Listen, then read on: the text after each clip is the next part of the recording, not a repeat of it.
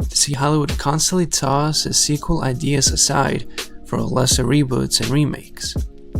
Del Toro's version of Hellboy may not be as dark and brooding as the original comics, but at least both of these movies have a coherent vision and structure. This 2019 Hellboy reboot attempts to directly mine from Mike Mignola's Dark Horse comics, offering an R-rated take on the character, but it doesn't do anything special or good with this more mature tone. The premise for this new Hellboy film is simple and extremely typical for comic book movies these days. Hellboy and his friends from Paranormal Research and Defense have to go around the world and find a way to stop the Blood Queen, a mythical and powerful being who has the power to destroy the world. Of course she does. The film opens up with a short origin story explaining why the Blood Queen has vanished for centuries. King Arthur was the one who managed to stop her by splitting her body parts and hiding them all across the globe. Now, for one reason or another, she's come back and is trying to trick Hellboy into helping her too. Hellboy's origins is pretty wicked, as he was born out of a Nazi ritual and is always prophesied to bring about the end of the world.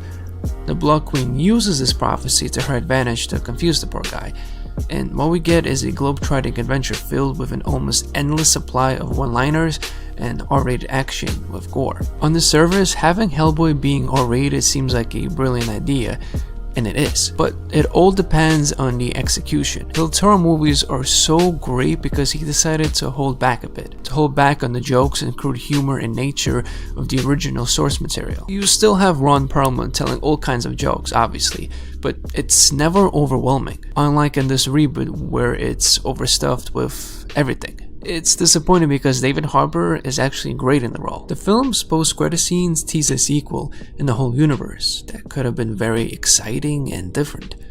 Now, of course, in the end, Hellboy does manage to stop the Blood Queen, but in the middle of the film he enlists the help of his former enemy, Baba Yaga.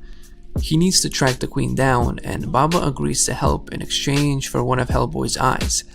It's not brought up or explained why she wants this eye until the post-credit scene. Some strange figure arrives to talk to Baba Yaga, and the two make an agreement, indicating that Hellboy will have plenty of more enemies to battle if a sequel ever happens. It's not known who this mysterious figure is, but he could very well be one of Hellboy's biggest villains, Rasputin. He was actually in Del Toro's first Hellboy movie. The film also teases two big characters, Abe Sapien, who was wonderfully portrayed by Doug Jones, and Lobster Johnson, Hellboy's version of a demented Batman-like figure. Mike Mignola's comics are incredible.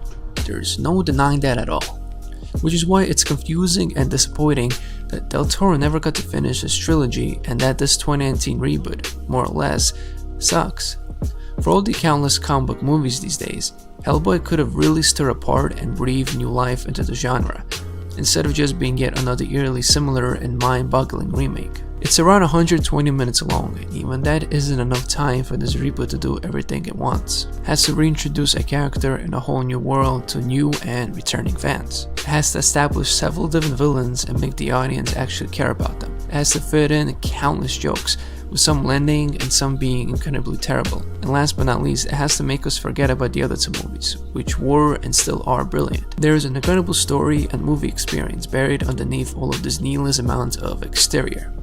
Neil Marshall is a capable director, if not a fantastic one, and the source material and talented cast are all there. In the end of it all, my big takeaway is that you can never discount just how great an individual filmmaker can be. There's a reason why Del Toro has yet to make an awful movie. There's a reason why the legacy